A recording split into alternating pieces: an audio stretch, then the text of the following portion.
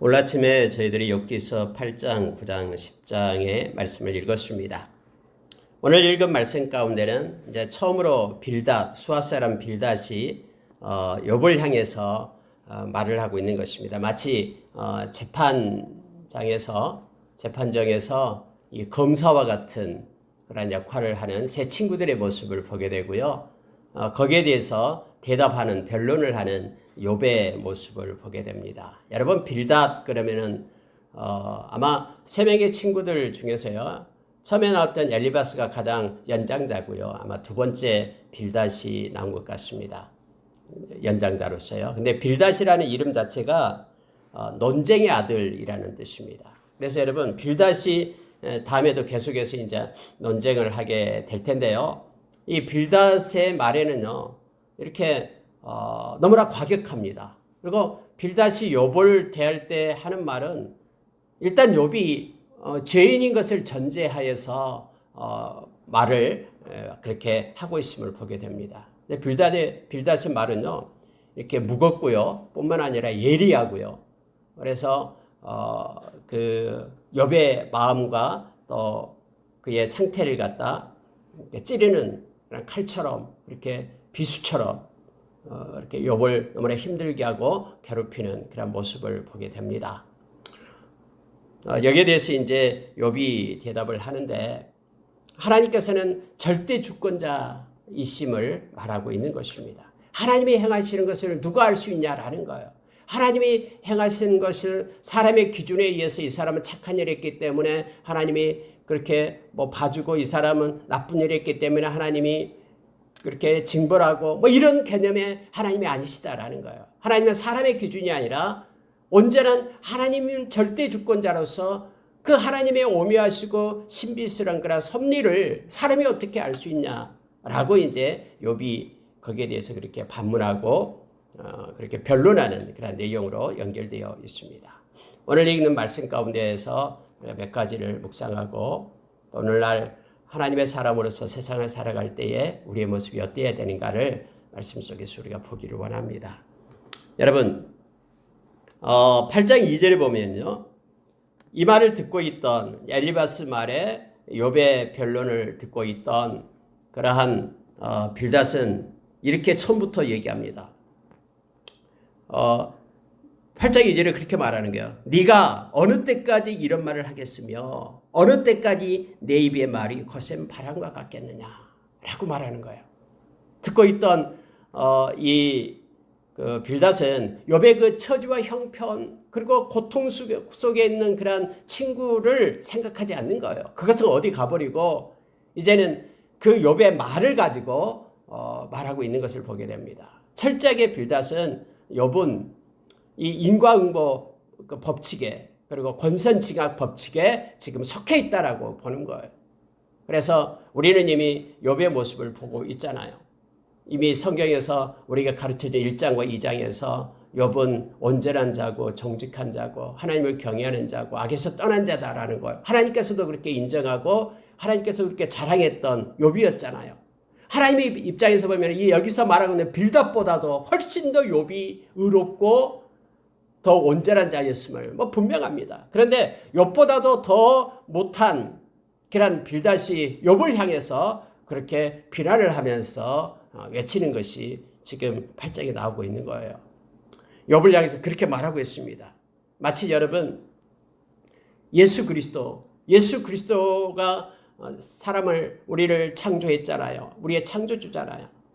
근데 우리를 창조했던 예수 그리스도를 십자가에 매달고 밑에서 예수님을 향하여 야유하듯이 그렇게 경멸한 어조로 말하고 있듯이 그러한 눈으로 보면서 그렇게 말하는 것처럼 그러한 느낌이 이 8장을 읽으면서 우리가 갖게 됩니다. 여러분, 언제나 세상은 악한 자가 더 의인을 향해서 그렇게 호통치고 외치는 그런 경우가 너무나 많죠. 하나님의 만약에 공의가 없다 그러면요, 세상은 이 악에 의해서 악의 축으로 흘러가게 될 겁니다. 왜냐하면 우리가 에베소서 2장 2절의 말씀처럼 세상에는 악한 자, 세상의 영이 그 모든 불의한 자를 끌고 가기 때문에 그런 걸 알게 됩니다. 그래서 자기의 정욕대로 세상의 풍조를 따라 살게 하고요. 로마서 1장에 보면은 21가지가 나오잖아요. 마음에 하나님 두기를 싫어하는 사람이 행하는 그러한 악한 일에 대해서 쭉 21가지가 나오게 되죠. 불의, 추악, 탐욕부터 시작해서요.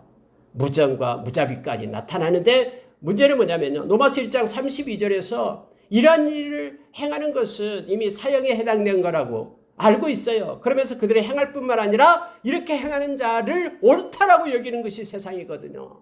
그렇게 행하기 때문에요. 악한 자가 또 선한 그런 사람들 향하여 오히려 더 호통을 치며 또 악한 자의 형통함이 이 세상에는 있어요.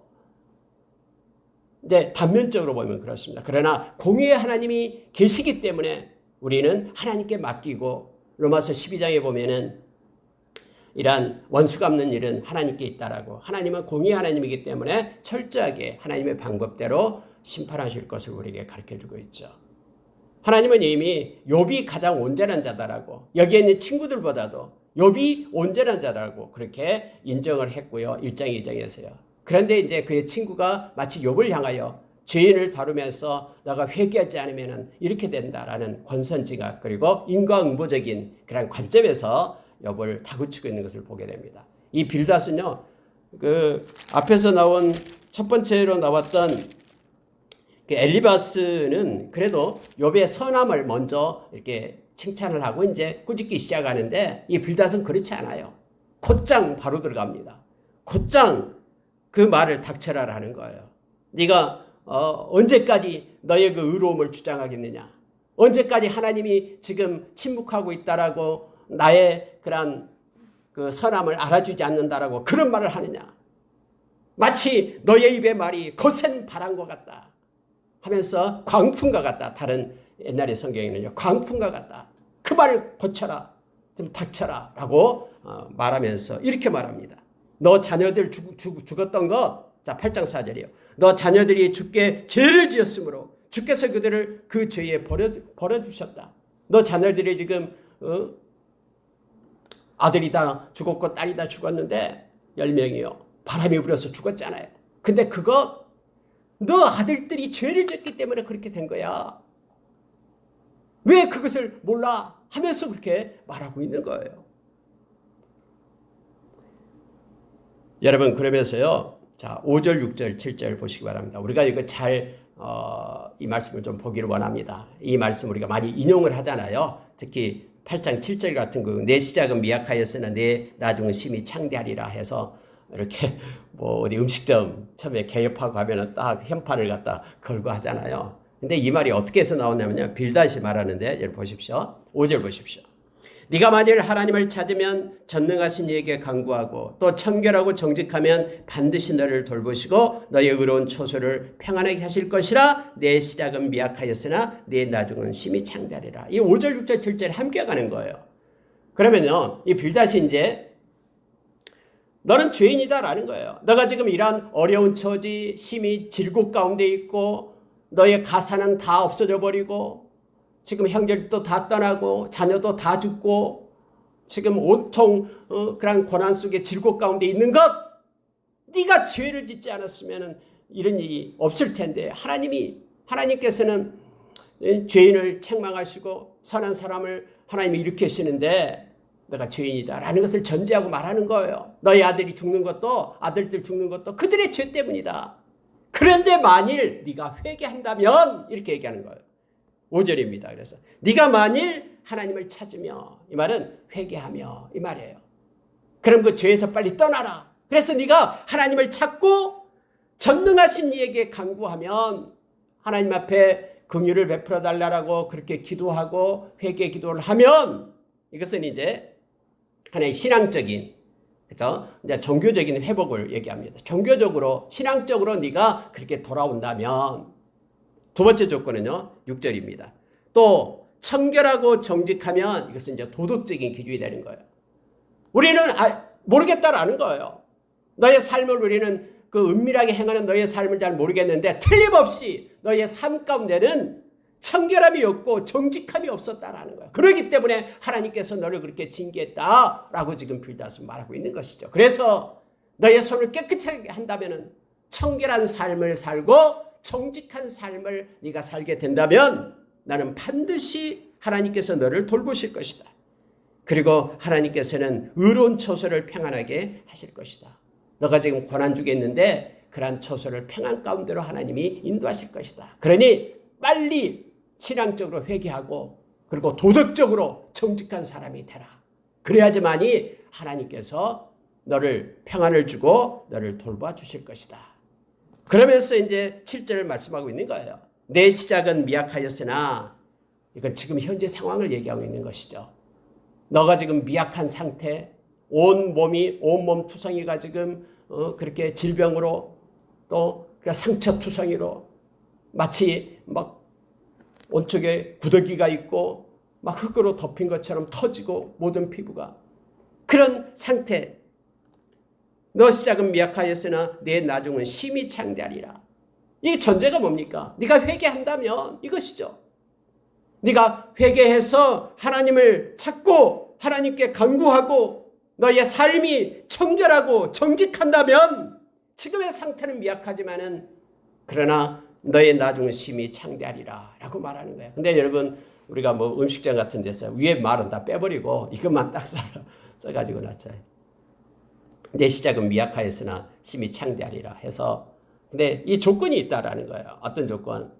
먼저 회개하고 돌아올 때, 두 번째 조건은 내가 정직한 삶을 살아갈 때 하나님께서는 너에게 지금은 미약하지만 심히 창대하게 주겠다라고 이제 이 빌다시 하는 말을 가지고 사람들이 좋아하는데 아래 것만 7절만 가지고 말을 합니다. 여러분 이것은 일반적으로 맞는 말씀이죠. 죄인임을 전제할 때는 이게 맞는 말이에요. 근데 지금 욥에게는 이게 해당되지 않는 말이다라는 것을 우리는 너무나 잘 알고 있습니다. 여러분 우리가 그 누구도 정죄하지 말아야 됨을 성경 곳곳에서 우리에게 말씀해 주고 있죠. 예수님께서도 산상수훈에서 6장에서 그렇게 말하죠. 마태복음 6장에서요. 그 누구도 판단하지 말라라고 말합니다. 자, 여러분 여기서도 역시 내 나중은 심히 창대하리라 라고 말할 때 이 창대하다라는 단어가요. 물질적인 풍요를 얘기하고 있습니다. 그래서 이 의미도 역시 정확히 신학적 개념, 신약에서의 관점에서는 맞지 않다라는 것을 보게 됩니다. 그래서 여러분 물론 하나님께서 여러 가지 것들 허락해 주시죠. 그러나 더 중요한 게 있는데 뭐냐면요. 우리의 그 영적인 부유함 속에 우리가 있어야 된다라는 것을 우리가 기억을 해야 됩니다. 아무리 물질이 많고 여러 가지 것들로 가득 찬다고 해도요. 그 중심에 하나님을 향한 그러한 신앙의 부유함이 없다 그러면은 그 모든 것들이 오히려 다 올무가 됨을 우리는 너무나 잘 압니다. 그래서 바울 사도는 디모데에게 그렇게 말했죠. 디모데전서 6장 17절 이하에서 부자들에게 이렇게 말해라. 물질이 풍부한 그런 사람들에게 말해라라고 얘기합니다. 무엇을 얘기하냐 그러면은 그것에 물질의 소망을 갖게끔 하지 말라고 말해라라는 거예요. 그것을 공급하시는 하나님께 소망을 두게끔 늘 그렇게 가르치라라고 얘기합니다. 만약에 그것이 없다 그러면은 그들은 생명을 얻지 못할 것이다라고 말하고 있는 것입니다. 하나님께 소망을 두고 생명을 갖는 그런 신앙적 부요함, 신앙적 창대함이 더 우선임을 우리가 기억을 해야 됩니다. 그래서 여러분 우리 믿음의 선진들은요 이것을 택했어요. 하나님께 부유한 자, 우리의 신앙으로 더 하나님을 사랑하고 더 믿음을 가지고 사는 그 길을 택하죠. 그리고 나머지 이 땅에서 살아가는 모든 물질적인 것들은요 우리 주님께서 우리에게 약속해 주셨던 대로 하나님이 다 공급하시는 거예요. 그의 나라와 의를 구할 때에 그 모든 것들은 다 공급해 주시는 거예요. 만약에 우리가 교회 와서 예배드리고 하나님을 섬기는 것들이 이 땅에서 내가 잘 먹고 잘 살기 위해서 내 명예가 높아지고 내가 뭔가 되고 부자가 되고 이것 때문에 구한다 그러면은 우리는 예수 미신을 믿고 사는 거나 다름이 없습니다. 그냥 만모니즘에 빠져 있는 것이죠. 여러분 여기서도 역시 이 빌닷이 말하고 있는 8장 7절의 말씀은 바로 앞에 두 가지 조건, 죄인이라는 조건 하에서 회개하고 그리고 정직한 삶을 살 때 하나님께서 복을 줄 것이다라는 그러한 말씀으로 우리가 보게 됩니다. 우리에게는 이게 맞는 말이죠. 욥에게는 지금 다른 말일지라도 이 말씀을 읽을 때 저희들이 늘 회개하며 하나님 앞에 나갈 때, 그리고 우리가 정직한 삶을 살 때 하나님은 우리를 책임져 주십니다. 여러분, 아브람 카이퍼라는 그 위대한 신학자가 있죠. 저는 그 사람을 너무 좋아합니다. 하나님께 가까이라는 책에 보면은요, 그가 이렇게 얘기를 합니다. 만약에 그 하나님의 형상을 얘기하는데, 이러한 자연 속에서 하나님의 형상을 발견하면서 찾는 자들, 만족하는 자들, 그들은 낙심하게 될 것이다. 왜냐하면 이 자연은요, 이미 인간이 죄를 지음으로 인하여 자연도 역시 하나님의 저주를 받았거든요. 그래서 자연 가운데가, 자연은 온전한 하나님의 어떤 영광이 있다라고 생각하면은 낙심하게 될 거다라고 말해요. 여러분, 쓰나미가 와가지고 인간을 막 수십만 명을 죽이고 하는, 덮치고 하는 것들, 이런 것들은요, 그 어떤 하나님의 영광이 그 속에 나타나 있지 않다라는 것을 보게 됩니다. 하나님의 이미 우리가 잘 아는 로마서 8장에서도 그렇게 나타내주고 있죠. 그래서 자연이요, 우리 주님 오시기를 기다리고 있다고, 고대하고 있다라고 말합니다. 우리 주님이 오셔야지만이 자연도 회복이 되거든요. 그래서 자연 가운데에서 물론 하늘을 보고 들풀을 보며 하나님께서 만드신 것에 대해서 감사하고 하나님께 영광을 돌리는데요, 그것이 온전히 하나님의 영광을 나타내고 다 말해주고 있지는 않다라는 거예요. 이것은 그냥 일반적인 계시죠. 그 다음에 만물의 영장이라고 말하는 인간 속에서 하나님의 영광을 보면서 만족하는 사람들도 역시 결국은 낙심하게 될 것이다. 왜냐하면 인간은요, 다 죄인이거든요. 인간에게서 선한 것이 나오지 않는다라고 성경은 말해주고 있죠. 그래서 사람을 의지하고 사람을 바라보고 그 가운데 하나님의 영광을 찾는다, 그것에 만족한다라는 사람은 결국 낙담하고 실망하게 될 것이다라고 말합니다. 물론 사람들 중에서도 착한 사람이 있고 뭐 좋은 사람들 많이 있잖아요. 근데 그것이 그 가운데 하나님의 영광을 우리가 찾을 수가 없다라고 얘기합니다. 그러면 어디에서 우리가 하나님의 영광을 찾아야 되냐 그러면은 하나님의 말씀 가운데 뿐만 아니라 예수 그리스도 아래에 있는 하나님의 영광을 찾는 자가, 그것으로 만족하는 자가 결국 기쁨을 얻게 될 것이다라고 그는 얘기를 하고 있어요. 우리가 여러분 히브리서에 보면은 예수 그리스도 안에는 하나님의 영광이 나타났다고 했죠. 우리 안에 있는 그러한 하나님의 영광, 예수 그리스도 안에 있는 하나님의 영광이 우리 안에 있는 하나님의 영광을 새롭게 변화시킬 때 이것이 이 땅에서 추구할 수 있는 가장 하나님을 향한 가장 고귀한 지식이다라고, 그리고 아브라함 카이퍼는 그렇게 하나님의 말씀을 해석하면서 그렇게 말했던 것을 기억을 합니다. 여러분, 여기에서 우리가 모든 인간은 죄인임을 전제로 해서 우리가 하나님을 찾고 하나님 앞에 간구하고, 이 말은 회개하고 우리의 삶이 청결하고 정직하게 될 때에 하나님은 틀림없이 이 말씀처럼 우리의 현 상황은 미약하지만은 우리의 나중은 심히 창대한 하나님의 사람으로 그렇게 온전히 세움을 우리는 믿습니다. 그리고 알고 있습니다. 빌닷은 그러나 여기서 욥을 향해서 그렇게 정죄하고 있습니다. 심지어 여러분요, 8절 이하에서는 이제 뭘 가지고 오냐면요, 옛사람을 말합니다. 그리고 조상들이 터득한 것을 배우라라고 얘기합니다. 이것은 지금 내가 한 말이 아니라 이미 우리의 조상들이 우리에게 가르쳐준 말이다라고 말하고 있는 거예요. 우리 인간의 인생은 너무너무나 보잘것없어서 그림자와 같다. 오늘과 어제, 우리는 어제부터 있었을 뿐이라 하면서 우리가 아는 것은 아무것도 없다. 세상에 있는 날이 그림자와 같다. 그런데 우리 조상 선조들이 대대로 이 말씀을 우리에게 전해줬는데 너는 이것을 배우라라는 거예요. 권선징악을 배우고 다 죄인이니까 죄를 회개하고 하나님 앞에 올 때에 그렇게 하나님께서 그렇게 회복시켜 주시겠다라는 사실을 배우라라고 지금 말하고 있는 것입니다. 이제는 자연현상을 들어서 이렇게 말합니다. 자, 11절 보십시오. 왕골이 진펄 아닌 데서 크게 자라겠으며 갈대가 물 없는 데서 크게 자라겠느냐. 여러분, 왕골이 뭐냐면요, 그 파피루스를 얘기합니다. 그 옛날에 그걸 잘라서 갈대와 비슷한 것이죠. 그것에 이렇게 글씨를 기록하고 하는 파피루스를 얘기하죠.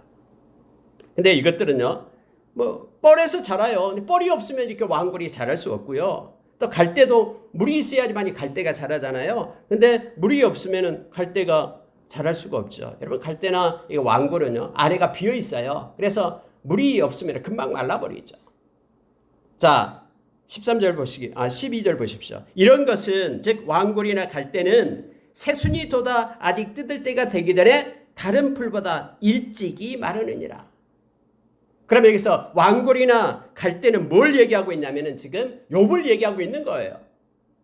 지금 죄인을 얘기하고 있는 겁니다.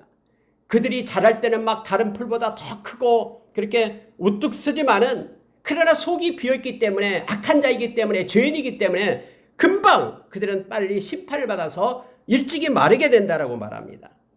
하나님을 잊어버리는 자의 길이 다 이와 같고 왕골과 갈대와 같다라고 말합니다. 저속한 자의 희망이 다 무너지게 된다.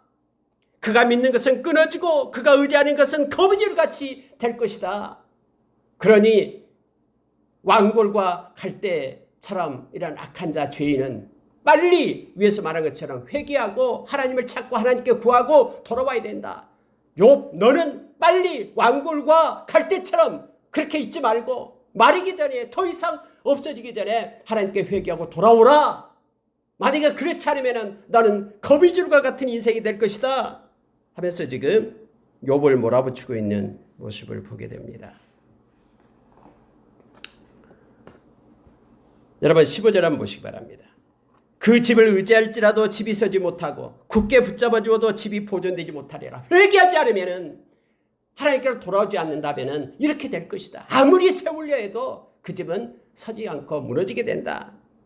심지어 여러분, 가지가 동산에 뻗으며 막 가지가 막 힘있게 올라와요. 막 동산에 막 가지가 막 울창해요.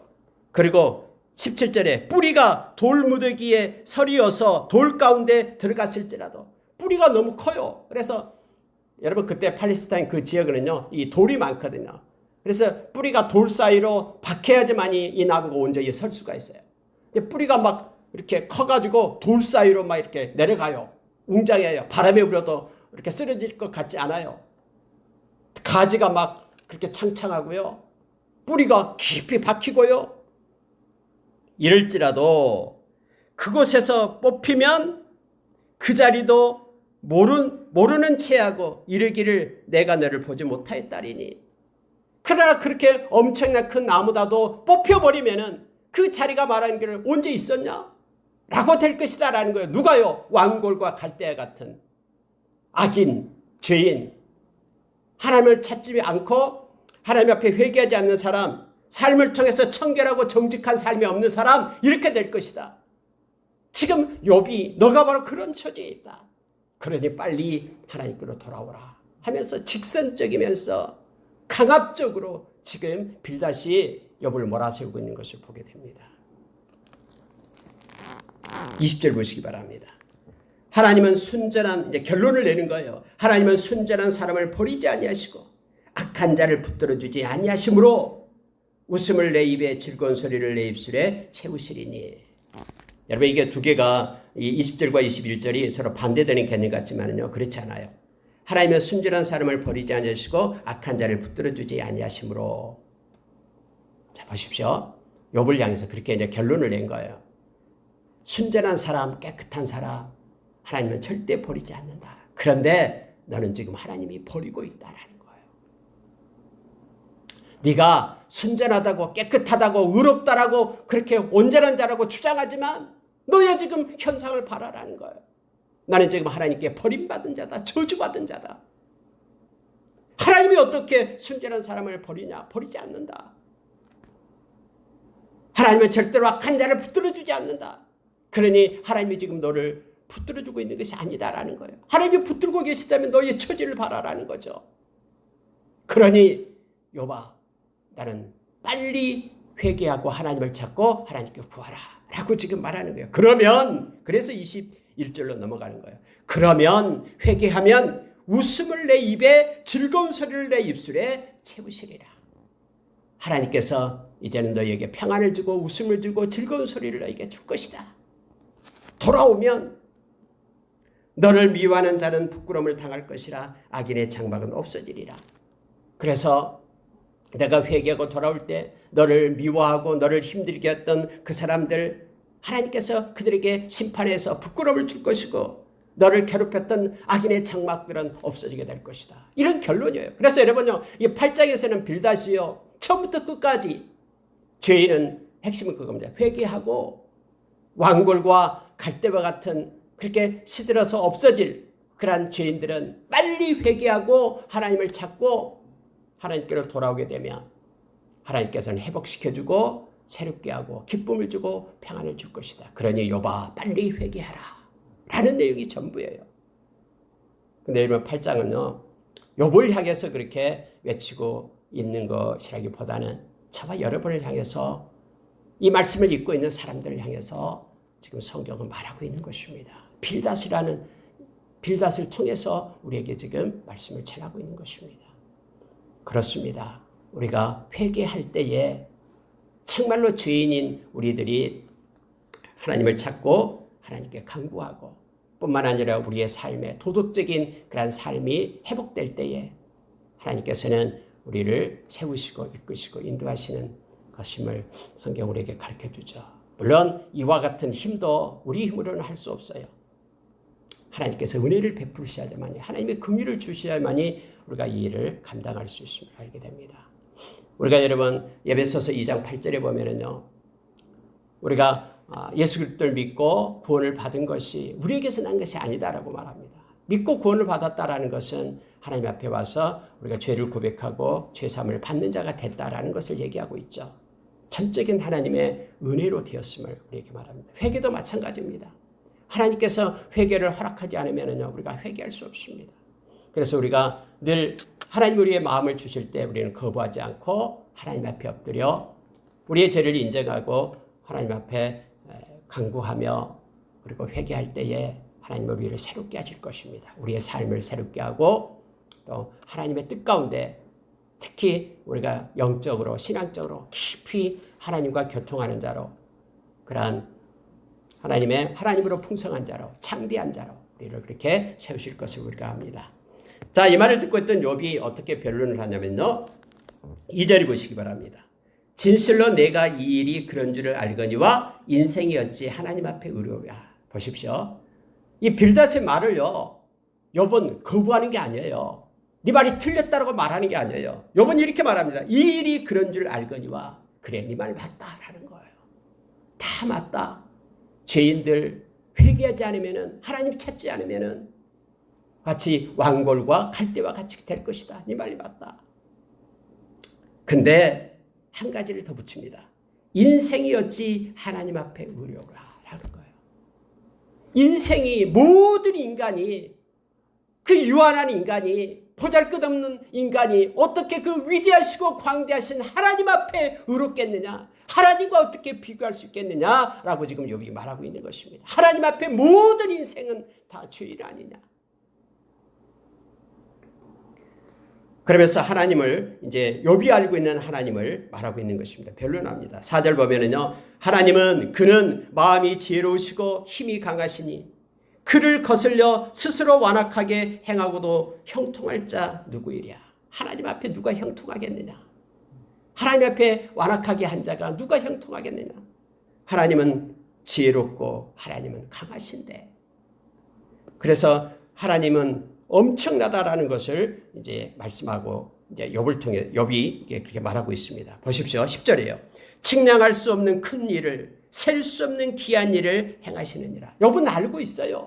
지금 하나님이 자기에게 행하는 이 모든 것들도 하나님이 지금 알 수 없는 기이한 일을 행하고 있고 측량할 수 없는 큰 일을 지금 행하고 있다는 것을 알 수 있어요. 그런데 하나님이 행하심에 대해서 지금 욥이 깨달음이 없기 때문에 그것이 고통이고 힘듦이다라고 지금 말하고 있는 내용입니다. 하나님의 절대 주권을 지금 욥은 말하고 있는 것입니다. 빌닷이 너는 죄인이다 라고 말할 때에 지금 욥은 말하기를, 하나님 앞에 죄인 아닌 사람이 누가 있겠느냐. 근데 하나님과 어떻게 내가 변론할 수 있겠느냐라고 지금 욥은 말하고 있는 것입니다. 측량할 수 없는 큰 일을 하나님은 행하십니다. 셀 수 없는 귀한 일을 하나님은 행하십니다. 맞습니다. 우리가 여러분 이사야서 55장에 보면 8절이야 그렇게 말하죠. 하나님의 생각과 하나님의 길은 인간의 생각과 인간의 길과는 다르다라고 얘기합니다. 우리는 하나님의 생각과 하나님의 길을 따라갈 수가 없어요. 하늘이 땅에서 높은 같이 그렇게 다르다라고 얘기합니다. 그런데 하나님의 생각과 하나님의 길은 다 옳은 거예요. 그래서 우리는 하나님이 행하심에 대해서 인정하고 그리고 하나님께 감사하며 나갈 수밖에 없습니다. 그가 내 앞으로 지나시나 내가 보지 못하며 그가 내 앞에서 움직이시나 나는 깨닫지 못한다. 하나님이 빼앗으시면 누가 막을 수 있겠느냐? 무엇을 하십니까? 라고 누가 물어볼 수 있느냐? 하나님의 절대 주권을 지금 말하고 있는 거예요. 하물며 내가 감히 대답하겠으며 그 앞에서 무슨 말을 내가 택하랴?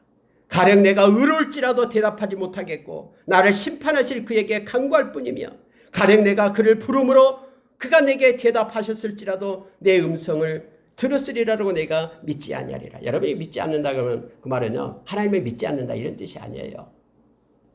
내가 지금 하나님 앞에 내가 의로움을 말하고 내가 이렇게 간구한다 할지라도 하나님이 행하시는 그 일에 대해서 내가 알지 못한다라는 거예요. 그래서 내가 하나님께 아무리 간구하고 내가 아무리 죄가 없고 하나님 왜 그렇습니까? 라고 구한다 할지라도 하나님의 행하심에 대해서 내가 전혀 알지 못하고 지혜가 없기 때문에 하나님은 그 모든 큰 지혜로 큰 힘으로 행하시기 때문에 그래서 내가 행하는 것이 하나님 앞에 엎드리는 것이 하나님 앞에 어떻게 되는지 내가 알지 못한다라는 뜻이에요. 하나님은 너무나 크시고 나는 너무나 적기 때문에. 근데 현 상황을 지금 말합니다. 자 17절 보십시오. 그가 폭풍으로 나를 치시고 하나님이 폭풍으로 나를 치시고 까닭 없이 내 상처를 깊게 하시며 나를 숨쉬지 못하게 하시며 괴로움을 내게 채우시는구나. 지금 현재 상황은 그렇다라는 거예요. 하나님이 행하시는 그 일은 아무도 모르지만 지금 나의 상태를 보니까 나는 지금 너무너무나 아프고 힘들다라는 거예요. 까닭 없이 내 상처를 깊게 하시고 숨도 못 쉴 정도가 되고 괴로움이 내 마음 가운데 가득 차 있다라고 말합니다. 이렇게 행하시는 하나님 앞에 내가 뭐라고 말할 수 있겠는가? 하나님의 그 절대 주권 앞에 라고 말합니다. 20절에요. 가령 이렇게 이것은 이제 예를 든다라는 뜻이에요. 그 헬라어로 아니 히브리어로 임이라는 뜻으로 연결이 됩니다. 가령 내가 의로울지라도 내 입이 나를 정죄하리니 가령 내가 온전할지라도 나를 정죄하시리라. 무슨 얘기냐면요. 내가 아무리 의롭다라고 말하도 내가 온전하다라고 나의 삶이 말하도 아무리 생각해도 하나님 앞에 이런 벌을 받을 만한 죄가 없는 것 깨달을 수 없는 상태에 있다 할지라도 내 입이 나를 정죄하고 나를 정죄하리라. 왜냐하면 하나님은 알고 계시기 때문에 나는 알지 못하지만 하나님이 너무나 크시고 절대 주권자는 하나님이 행하시는 모든 일이 다 옳은 일이기 때문에 이러한 전제하에 나는 나를 정죄하리라 라고 말합니다. 나는 온전하다마는 내가 나를 돌아보지 아니하고 내 생명을 천히 여기는구나. 지금 너무너무 아프고 고통 속에 있고요. 하나님이 침묵하고 계시기 때문에 지금 욥은 그렇게 말합니다. 내가 아무리 봐도 나는 온전해요. 하나님 앞에 이렇게 죄가 없는 것 같아요. 그런데 내가 나를 돌아보지 아니하고 내 생명을 천히 여긴다. 내 생명을 천히 여긴다. 이 말은요. 하나님께 생명을 거둬달라고 그렇게 내가 지금 기도하고 있다라는 거예요. 하나님 깨닫게 해주십시오. 왜 그런지. 그러나 하나님 만약에 이대로 내가 이렇게 소멸되어 간다면 빨리 나를 하나님 데려가 주십시오. 이것이 내 생명을 천히 여기는구나. 이렇게 지금 바라고 있습니다. 삶은 불공평하고 세상에는 악인들이 막 활개치고 있습니다. 그런데도 하나님은 침묵하고 계신다라는 겁니다. 하지만 우리는 여러분 실제로는 그렇지 않다라는 것을 우리는 너무나 잘 압니다. 단지 이것은 시간의 문제일 뿐입니다. 하나님은 때가 되면 세상의 그런 역사 속에 개입하십니다. 모든 잘못된 것들을 옳게 만드실 것입니다. 우리는 단면을 보면서 지금 욥도 이런 고통 속에 있는 이 단면만 보면서 이렇게 말하고 있는 것이죠. 그러나 궁극적으로 인생의 모든 길이를 끝내놓고 보면은 하나님은 공의로우시고 하나님이 행하신 모든 일은 다 옳은 일임을 우리는 기억을 해야 됩니다. 우리도 때로는 어려운 가운데 있을 때에 그 단면을 가지고 하나님 앞에 우리가 깨닫지 못한다라고 이 못하기 때문에 욥처럼 하나님, 내가 내 생명을 천히 여깁니다. 이제 족합니다. 거둬두십시오. 그런 식으로 하나님 앞에 나아가서는 안 된다라는 것을 이 말씀을 통해서 우리가 깨닫게 됩니다. 네, 여러분, 엘리야가 그렇게 사막에서 너된 놈 아래에서 하나님 나의 생명을 거두어달라고 그렇게 외칠 때예요. 그 뒤에 성경 읽어보면 하나님이 엘리야를 책망한 적이 없습니다. 하나님의 천사를 보내서요, 엘리야에게 먹을 것을 공급하고, 그리고 막 또 먹고 또 먹여가지고는 40일간을 광야를 갔다 건너가게끔 하잖아요. 그리고 하나님이 그를 돌보시잖아요. 우리가 여러분 하나님 앞에 엎드려서 너무나 삶이 고통스럽고 힘들 때에 막 마음에 있는 것을 토설해도요, 하나님이 그것 때문에 우리를 책망하지 않습니다. 알고 있다. 조금만 기다려라. 내가 깨달을 때가 있을 것이다. 나의 때를 기다려라. 그렇게 하나님을 바라보고 기다리는 것, 그것이 곧 믿음임을 우리가 기억하기를 원합니다. 여러분 24절 보십시오. 세상이 악인의 손에 넘어갔고 재판관의 얼굴도 가려졌나니 그렇게 되게 한 이가 그가 아니시면 누구랴. 세상을 바라라는 거예요. 지금 세상에 보니까는 악인이 득세하고 또 이것을 판단하는 사람들도 다 얼굴이 가려가지고는 묵인하고, 근데 이와 같은 모든 일을 주관하는 세상의 역사를 주관하신 이가 하나님이 아니시면 누구냐 라고 빌닷의 말에 대해서 이렇게 욥이 반문하고 있습니다. 너는 권선징악 인과응보를 말하고 있는데 지금 세상에 봐라. 악인들이 득세하고 있고 악인의 형통함이 가득하고 있지 않느냐 하면서 지금 욥이 말하고 있음을 보게 됩니다. 내가 정죄하심을 당할진대 어찌 헛되이 수고하리이까. 내가 눈 녹은 물로 몸을 씻고 잿물로 손을 깨끗이 할지라도 주께서 나를 개천에 빠지게 하시리니 내 옷이라도 나를 싫어하리이다. 하나님께 내가 기도하는 것이죠. 욥은 이제 이렇게 하나님 앞에서 그렇게 자기 마음을 말하고 있는 것입니다. 지금 자기가 하나님의 정죄를 받고 있다라고 생각합니다. 그래서 내가 어찌 헛되게 수고하겠는가. 아무리 노력해도 이 지금 나의 처지에서 벗어날 수 없다라고 지금 욥은 말하고 있는 거예요. 내가 아무리 몸을 씻고 아무리 손을 깨끗이 한다고 해도 빌닷 너가 말했듯이 내가 몸을 씻고 손을 깨끗이 하고 그렇게 한다 할지라도 하나님께서 나를 개천에 빠뜨리시니 다시 이런 처지에서 지금 계속되고 있다라는 걸 말하고 있는 것이에요. 내가 지금 어찌할 수 있는 상황이, 이 상황이 어찌할 수가 없다라고 지금 말하고 있는 것입니다. 욥은 하나님 앞에 하나님, 당신께서 나를 이렇게 빠뜨리시니 내 옷이라도 나를 싫어하리이다 라고 고백을 하고 있음을 보게 됩니다. 그러니까는 이 욥은요, 하나님의 절대 주권을 지금 말하고 있는 것입니다. 여러분 여기에서요, 욥은 이런 얘기를 합니다. 32절에서 34절의 말씀인데요. 하나님은 나처럼 사람이 아니신즉 내가 그에게 대답할 수 없으며 함께 들어가 재판을 할 수도 없고 우리 사이에 손을 얹을 판결자도 없구나.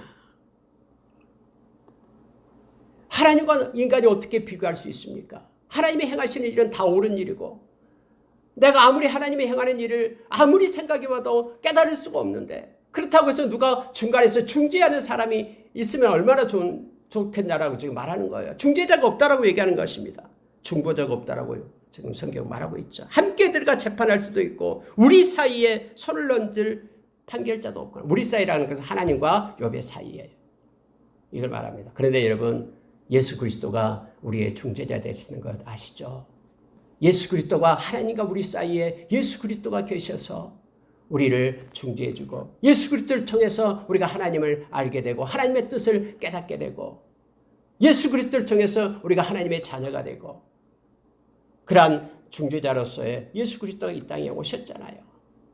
욥이 그토록 소원하고 바랬던 그것을 지금 신약시대에 살고 있는 저와 여러분은 예수 그리스도를 통해서 하나님 앞에 나아가잖아요. 우리가 히브리서 10장 19절 20절에서 예수 그리스도의 보혈을 가지고 예수 그리스도의 피로 하나님의 보좌로 나아가잖아요. 우리는. 그래서 예수 안에서 우리가 하나님의 영광을 보는 것입니다. 예수 그리스도를 떠나서는 그 누구도 하나님께 이룰 수 없고요. 하나님을 알 수도 없습니다. 예수 그리스도 그분이 우리의 중재자이시며 우리의 중보자 되십니다.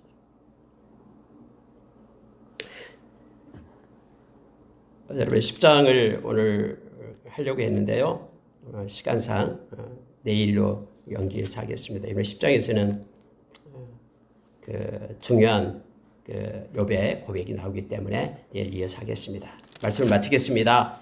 오늘 여러분 8장에서 빌닷이 그렇게 욥에 대해서 강경하게 그렇게 말을 하고 있습니다만은 이것은 욥에 대한 말로 받지 말고 저와 여러분에게 맺히는 그런 하나님의 말씀으로 우리가 받기를 원합니다. 두 가지 것을 우리가 해야 됩니다.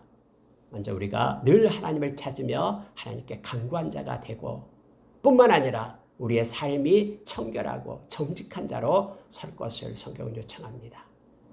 하나님은 하나님의 백성, 돌아오는 백성을 다시 세웁니다. 그리고 하나님을 회복시킵니다. 나중을 창대하게 하고 특히 영적인 하나님의 복으로 풍성케 하고 또 이 땅에서 우리에게 필요한 것들을 하나님은 공급해 주시고 회복시켜 주실 것입니다. 그리고 9장에서는 우리가 하나님의 절대 주권을 인정하는 자로 우리가 서야 됩니다. 우리가 잘하든 못하든 하나님이 행하시는 모든 일은 다 옳은 일입니다. 그리고 그 광대하시고 거룩하신 하나님 앞에 우리가 늘 서 있기를 원합니다. 그 하나님이 우리 아버지 되시고 그 하나님을 알 수 있는 또 하나님과 교통하고 하나님의 자녀가 되는 것, 사귐이 있게 하는 것은 예수 그리스도 중재자 때문임을 우리가 기억하면서 오늘 하루도 예수님께 감사하며 또 그분과 동행하며 겸손으로 행하는 하루가 되기를 원합니다. 기도하겠습니다.